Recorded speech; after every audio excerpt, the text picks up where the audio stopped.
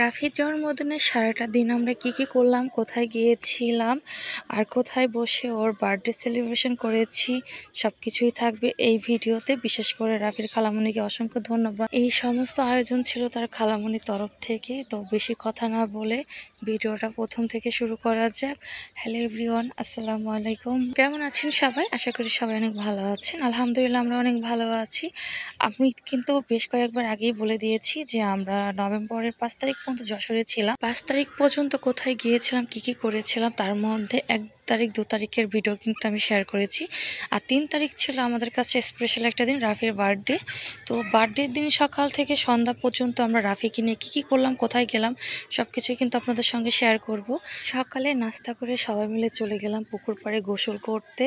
যেহেতু আস্তে আস্তে আমাদের রাত হয়ে যাবে, গোসলটা করে নেওয়াই ভালো। গ্রামে গিয়ে পুকুরে গোসল করার মজাই কিন্তু অন্যরকম, বেশ কয়েকবার বলেছি। তো আমরা কিন্তু গোসল করে রেডি হয়ে বের হয়ে গিয়েছি। এখানে এসে মা, মেয়ে, তারপরে মায়ের ছেলে সবাই মিলে একটু ঢং করছিলাম। আর মায়ের মেয়েটা কিন্তু একটু বেশি ঢং করছিল, তার থেকে তার চোখের চশমাটা মনে হয় একটু বেশি বড় হয়ে গিয়েছে। সে কিন্তু আজকে মহা খুশি, কারণ আজকে তার ভাইয়ের বার্থডে, রাত্রেবেলা কেক কাটবে। সেই খুশিতে মনে হয় তার সারা রাত একটু ঘুম হয়নি। এবার বার্থডের দিনটা যেমন সুখে ছিল, তেমন কিন্তু আমাদের দুঃখেরও সাইড ছিল। যেহেতু আপনাদের ভাইয়া বাইরে চলে যাবে, এই নভেম্বরের লাস্টের দিকেই তার ডেট ছিল। আর এবারেই হচ্ছে রাফির সঙ্গে তার বাবার কাটানো কিছু শেষ মুহূর্ত। আল্লাহ যদি সহায় থাকে, ইনশাআল্লাহ কোনো এক বছরে রাফির জন্মদিনে তার বাবা আমাদের সঙ্গে থাকতে পারবে। এর মধ্যে কিন্তু আমরা চলে এসেছি গদখালি। আর গদখালি এবার এসে একদম পুরো ফক্কা, কোনো রকমের ফুল ছিল না, মাত্র ফুল চাষ হচ্ছিল। তাই ওখানে বেশি সময় নষ্ট করলাম না, বাচ্চাদের নিয়ে একটু হাঁটাহাঁটি করলাম। আর এখানে সবকিছু বন্ধ থাকার কারণে আমরা নিজেরাই বাচ্চাদেরকে একটু চরকি খাওয়াচ্ছিলাম। লাস্ট ফিনিশিংয়ে আমাদের ভাগ্য অনেক ভালো ছিল, তাই আমরা সবাই মিলে চলে গেলাম নাগরদোলায় উঠতে। একটা মাত্র রাইড যা ওপেন ছিল, বাকি সবকিছুই বন্ধ ছিল। যেহেতু গদখালি এখন সিজন চলে না। তাবাসসুমকে নিয়ে, মানে আমার এই মেয়েটাকে নিয়ে আমরা উঠেছিলাম নাগরদোলায়। মাঝপথে থেমে ওকে হচ্ছে নাগরদোলা থেকে নামিয়ে দিই। ও প্রচন্ড পরিমাণ ভয় পাচ্ছিল, কান্না করছিল।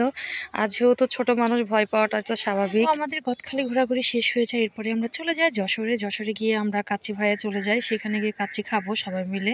সবাইকে বলেছিলাম কাচ্চি খাওয়াবো, অবশ্য আমি আমার তরফ থেকে না, আমার ছোট বোনের তরফ থেকে।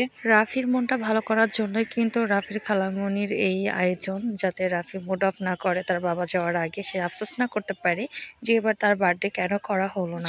সবকিছু মিলিয়ে মনটা একটু বেশি খারাপ ছিল, তাই আমি বলেছিলাম রাফির বার্থডে এবার করা হবে না। আমার বোন বলছিল যে ও ছোট মানুষ, মন খারাপ করবে, ওর তরফ থেকে ও ছোট একটা ট্রিট দিবে সবাইকে। তো সবাই মিলে কাচ্চিতে গিয়ে কাচ্চি বিরিয়ানি অর্ডার করে খেয়েছি। আর খাবারগুলো অনেক মজা ছিল।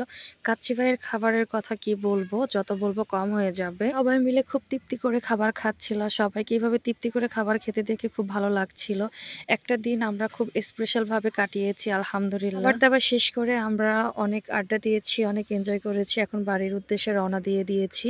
তো ভিডিওটা লং হয়ে যাবে, তাই আর কেক কাটার ভিডিওটা এখানে শেয়ার করবো না, নেক্সট পার্টে শেয়ার করবো। সবাই ভালো থাকবেন, সুস্থ থাকবেন। ভিডিওটি কেমন লাগলো অবশ্যই কমেন্ট বক্সে জানিয়ে যাবেন। আল্লাহ হাফেজ।